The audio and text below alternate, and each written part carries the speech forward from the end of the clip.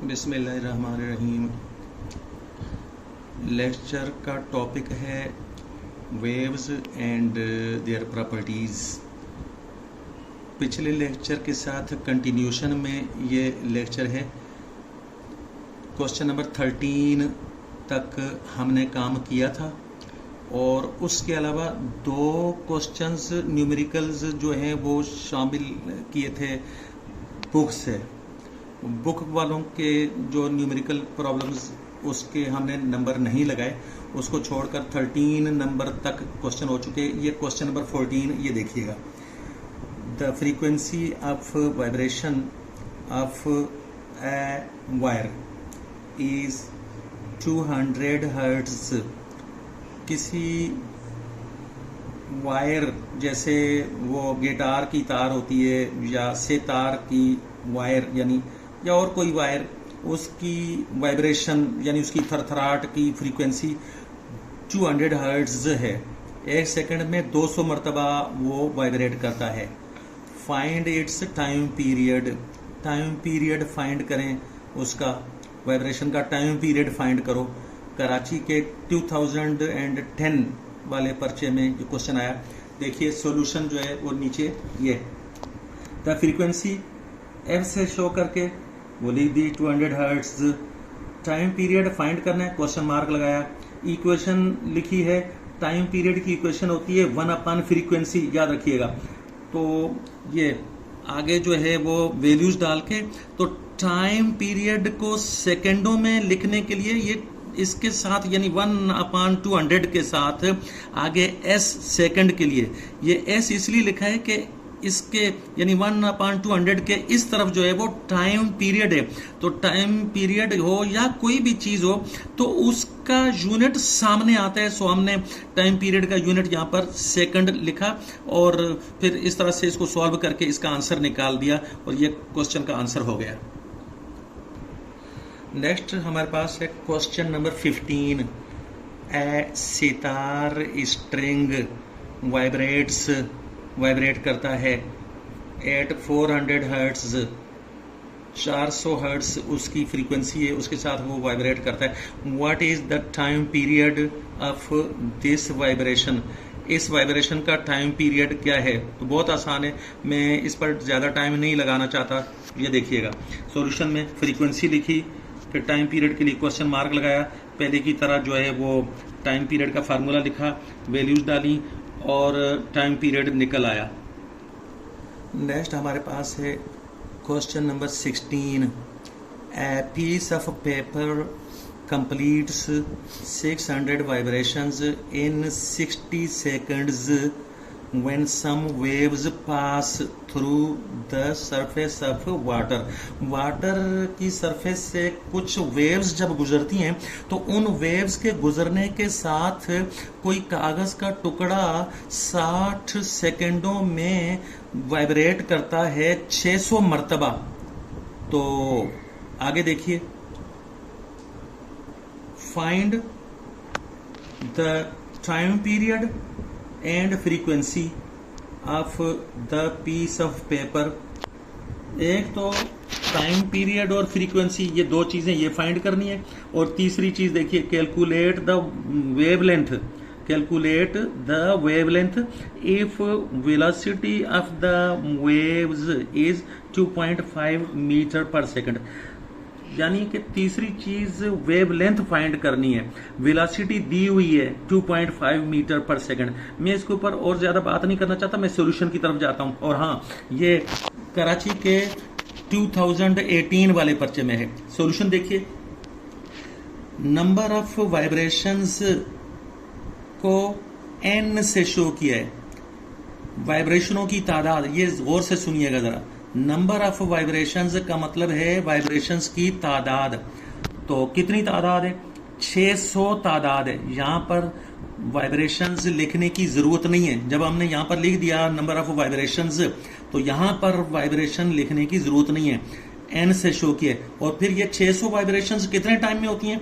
Time taken. ये ध्यान में रखिएगा कि ये टाइम पीरियड नहीं है वेव्स का, ये 600 वाइब्रेशंस का यानी वो टाइम है कि जितने टाइम में 600 वाइब्रेशन हो जाती हैं, जिन 600 वाइब्रेशंस होने में जितना टाइम खर्च हो जाता है, ये वो वाला टाइम है। टाइम पीरियड एक अलग बात होती है। आगे चलिए, तो द स्पीड वो v से शो की 2.5 मीटर पर सेकंड, जो वो क्वेश्चन के अंदर से लिए। ये देखिए, ये क्वेश्चन के अंदर ये स्पीड दी हुई है।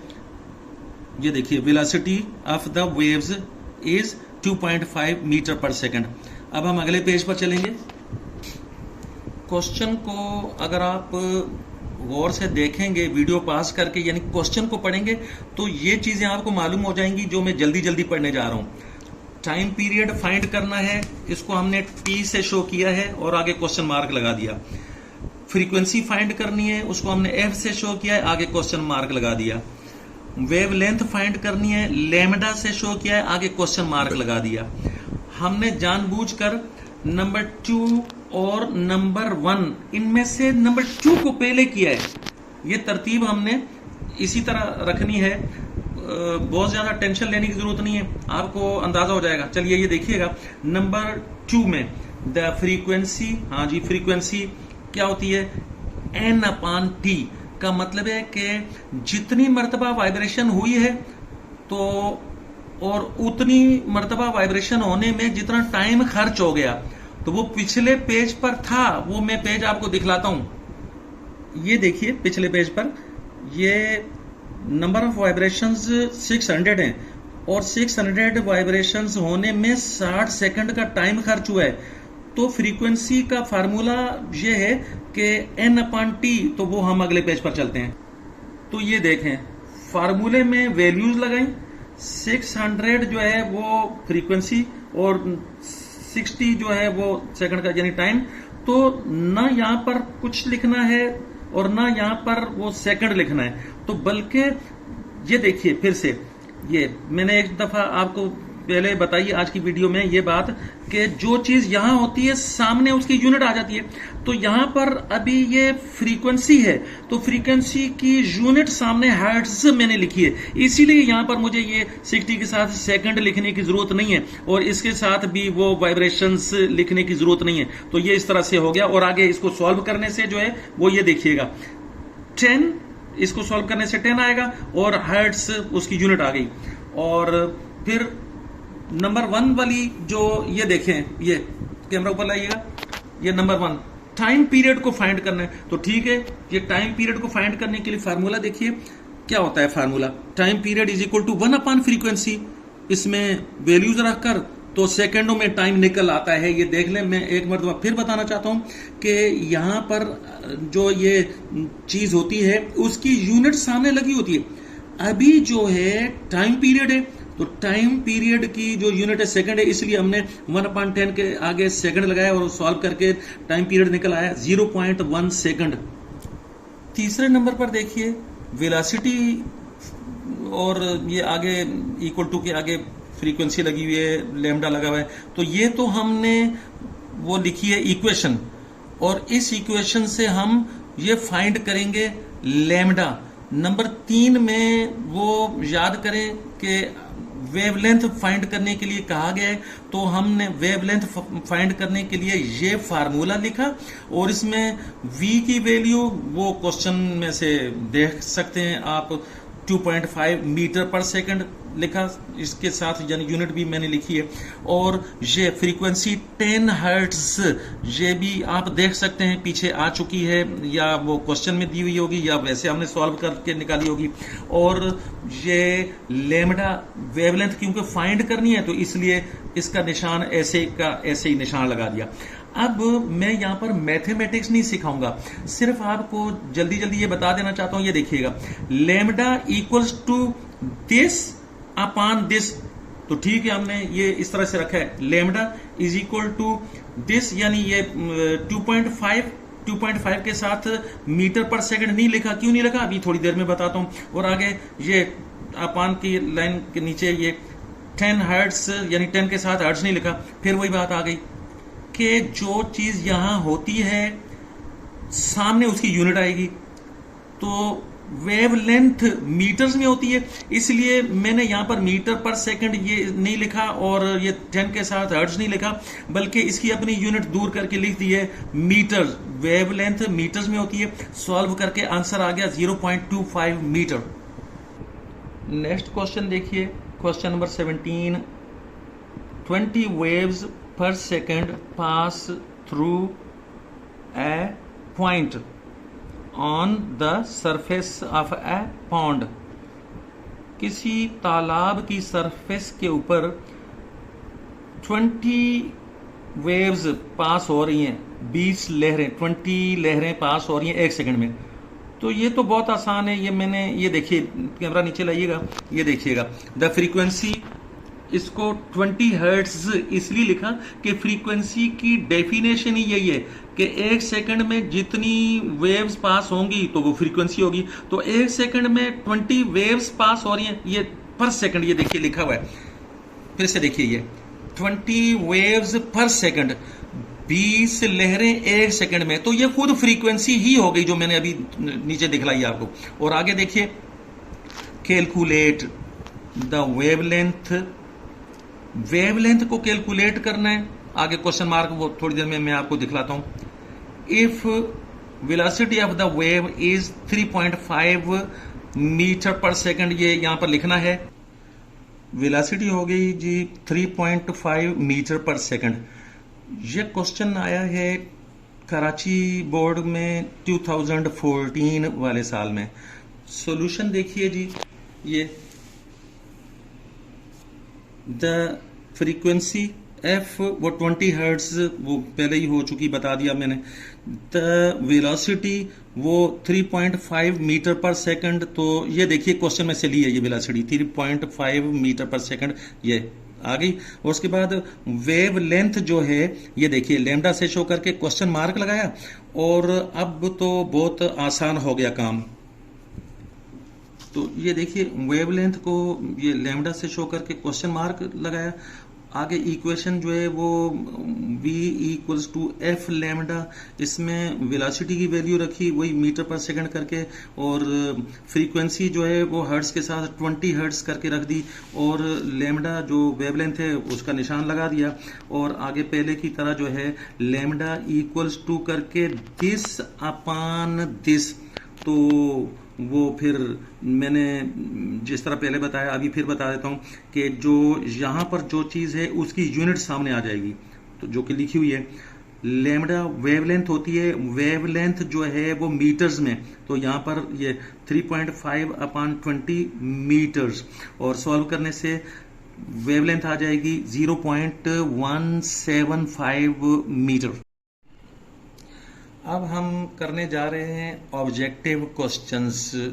वो उनमें हमने कुछ में तो सिर्फ एक आंसर रखा है, कुछ में एक से ज्यादा आंसर्स लिखे हैं। तो आइए स्टार्ट करते हैं। ये क्वेश्चन नंबर 1 देखिए ऑब्जेक्टिव क्वेश्चंस में।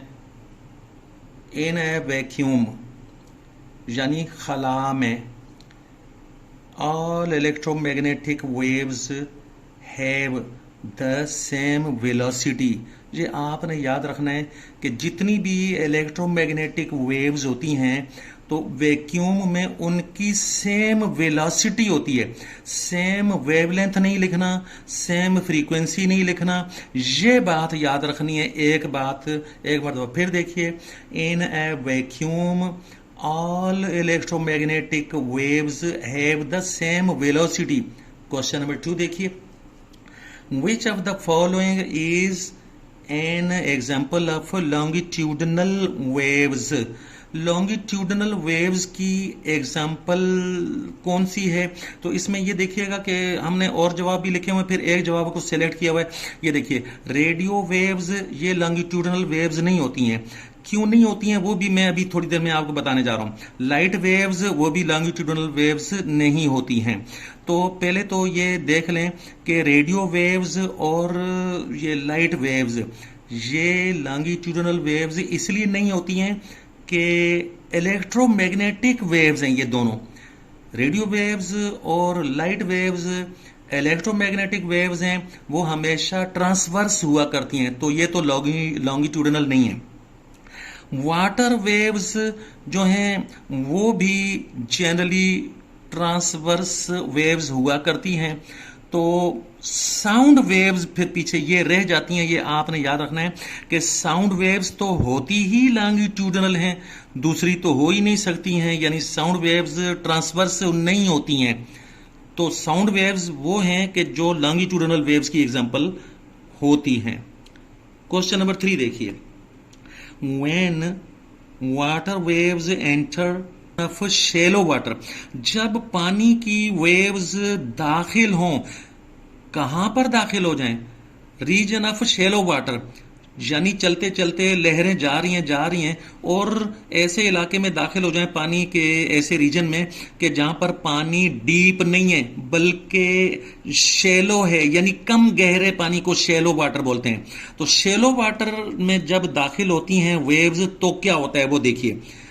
विच क्वांटिटी विल चेंज, कौन सी क्वांटिटी तब्दील होगी? ये आपको आंसर डायरेक्ट ही बता देता हूं, वेवलेंथ तब्दील होगी। जब वेव्स शैलो वाटर में दाखिल होती हैं, कम गहरे पानी में दाखिल होती हैं, तो उनकी वेवलेंथ चेंज हो जाती है। बाकी दूसरे भी हैं, ये जैसे ये फ्रीक्वेंसी वो ऑप्शन सही नहीं है, और ये एम्पलीट्यूड ये भी सही नहीं है, बस ये इसको आपने याद रखना है, और टाइम पीरियड भी सही नहीं है। आगे नेक्स्ट क्वेश्चन नंबर 4 वो देखिए, द रिलेशन बिटवीन बी यानी वेलोसिटी, एफ यानी फ्रीक्वेंसी, एंड लैम्डा यानी वेवलेंथ ऑफ ए वेव, किसी वेव की ये 3 चीजें जो मैंने अभी बोली हैं, इन 3 चीजों के दरमियान जो ताल्लुक बनता है वो relation is this, f lambda is equal to v. ये मैंने डायरेक्ट ही आंसर लिखा है। उसमें अगर यूं हो मिसाल के तौर पर v is equal to f upon lambda, वो गलत हो जाएगा। v is equal to lambda upon f, वो गलत हो जाएगा। हाँ, ये दुरुस्त होगा कि v को आप इस साइड पे लिखें और f लेमडा को इस तरफ लिखें, वो दुरुस्त होगा। मतलब ये हुआ कि किसी एक साइड पर v हो और f और लेमडा की मल्टीप्लीकेशन हो, तो ये वाला रिलेशन सही होता है। देखिए question number 5, waves transfer energy, ये बहुत अच्छे तरीके से याद रखना है। वेव्स किस चीज को ट्रांसफर करती हैं? मटेरियल को नहीं करती हैं ट्रांसफर। और ऑप्शंस मिसाल के तौर पर फ्रीक्वेंसी लिखा हो वो भी नहीं करना, वेवलेंथ लिखा हो वो भी नहीं करना। वेव्स ट्रांसफर करती हैं एनर्जी को एक जगह से दूसरी जगह। क्वेश्चन नंबर 6 देखिए, in which state of matter longitudinal waves move faster. Longitudinal waves जो हैं कौन सी स्टेट, वो सॉलिड, लिक्विड, गैस, इन तीनों में से कौन सी स्टेट में फास्टर मूव करती हैं? तो सॉलिड में जो है वो लॉन्गिट्यूडनल वेव्स जो हैं वो ज्यादा तेज मूव करती हैं सॉलिड में।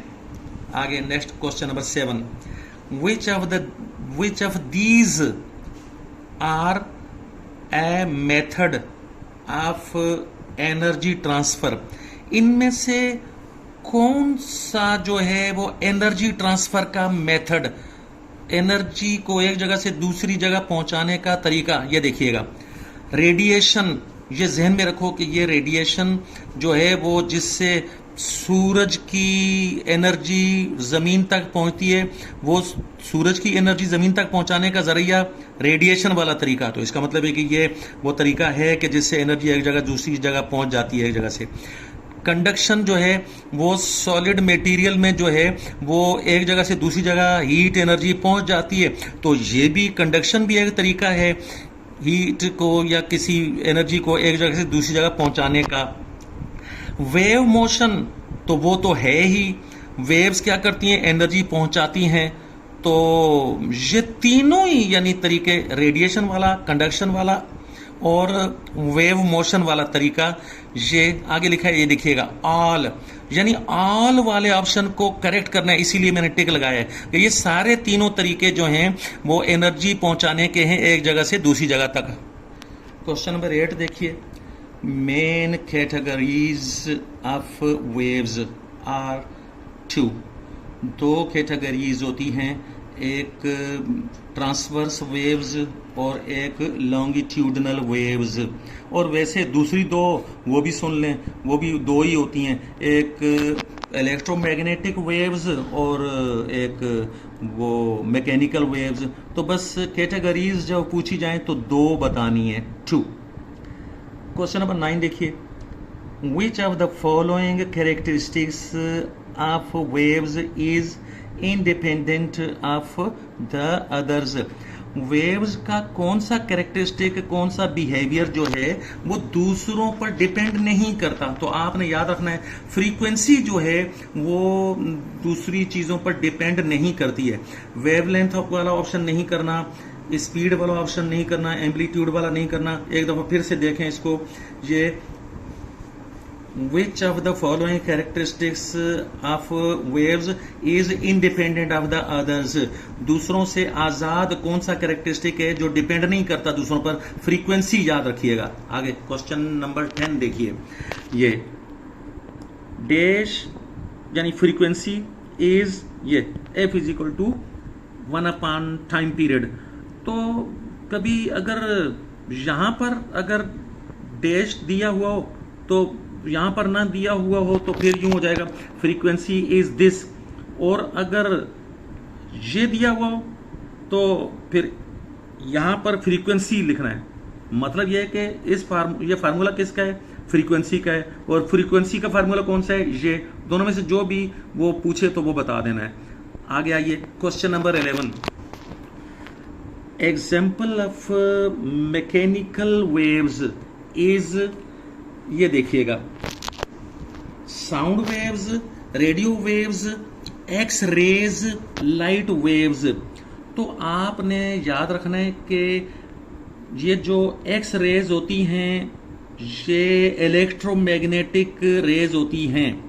लाइट वेव्स ये भी इलेक्ट्रोमैग्नेटिक हुआ करती हैं। रेडियो वेव्स ये भी इलेक्ट्रोमैग्नेटिक हैं। तो इलेक्ट्रोमैग्नेटिक के अपोजिट में जो लफ्ज इस्तेमाल होगा वो होगा मैकेनिकल वेव्स, जो कि साउंड वेव्स हैं।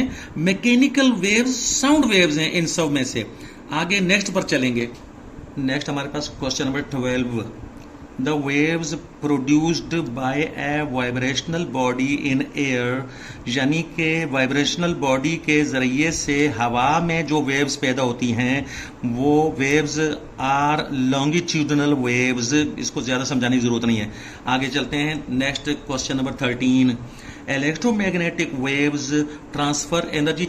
वो वेव्स कोई भी हों, चाहे मैकेनिकल वेव्स हों या इलेक्ट्रोमैग्नेटिक वेव्स हों, कोई भी वेव्स हों वो एनर्जी को ट्रांसफर करती हैं, मटेरियल को नहीं करती हैं ट्रांसफर। आगे चलते हैं, question number 14, sound waves are dash. हाँ, ये डायरेक्ट आंसर लिखा हुआ है। साउंड वेव्स आर, ऑप्शंस दूसरे हो सकते हैं, मसलन ये ट्रांसवर्स वेव्स या जो भी दिए हों। तो sound waves are longitudinal waves, ये ट्रांसवर्स नहीं हुआ करती हैं वगैरह। आगे चलते हैं, क्वेश्चन नंबर 15, इलेक्ट्रोमैग्नेटिक वेव्स कैरी, फिर वही बात आ गई, वेव्स कोई भी हों, चाहे इलेक्ट्रोमैग्नेटिक वेव्स हों या इनका उलट यानी मैकेनिकल वेव्स हों। और इसी तरह से दूसरी दो कैटेगरीज जो हैं, चाहे वो ट्रांसवर्स वेव्स हों या लॉन्गिट्यूडनल वेव्स हों, कोई भी वेव्स हों वो एनर्जी को कैरी करती हैं। इसलिए बस मैंने एनर्जी ही लिखा है, दूसरे ऑप्शंस यहां पर लाने की जरूरत ही नहीं थी। नेक्स्ट हमारे पास है question number 16, sound waves can not travel through dash और स्पेस। साउंड वेव्स जो हैं वो वैक्यूम में से ट्रेवल नहीं कर सकती हैं। ये स्पेस मैंने अपनी तरफ से लिखा है। स्पेस का मतलब जहां पर कोई चीज नहीं होती है, मटेरियल नहीं होता, जहां पर कोई गैस नहीं होती, हवा नहीं होती, कोई सॉलिड चीज नहीं होती वगैरह, तो वो एक्चुअली वैक्यूम, जहां पर कोई भी मटेरियल चीज ना हो, खला जिसको उर्दू में बोलते हैं, वैक्यूम में से साउंड वेव्स क्यों ट्रेवल नहीं कर सकती? इसलिए कि ये मैकेनिकल वेव्स हैं। कोई भी मैकेनिकल वेव्स जो है वो ट्रेवल नहीं कर सकती वैक्यूम में से।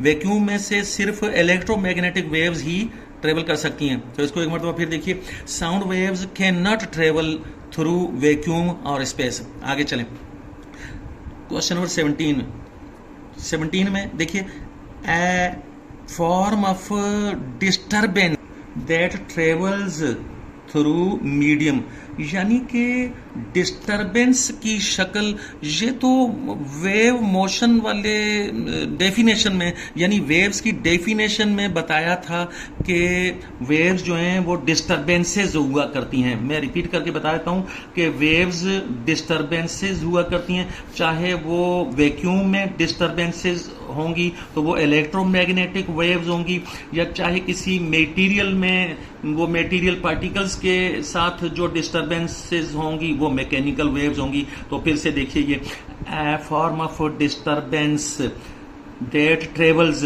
डिस्टरबेंस की कोई शक्ल जो ट्रेवल करती है थ्रू मीडियम, मीडियम में से ट्रेवल करती है, due to periodic motion of the particles. वो जो मीडियम है, चाहे गैस है या चाहे सॉलिड मटेरियल है या कोई लिक्विड मटेरियल है, उसके पार्टिकल्स की पीरियडिक मोशन की वजह से जो डिस्टरबेंसेस आगे चली जाती हैं, वो डिस्टरबेंसेस उन डिस्टरबेंस को या उस डिस्टरबेंस को, वो disturbance is called wave motion, उसे वेव मोशन कहते हैं। आज का लेक्चर यहां पर खत्म हुआ।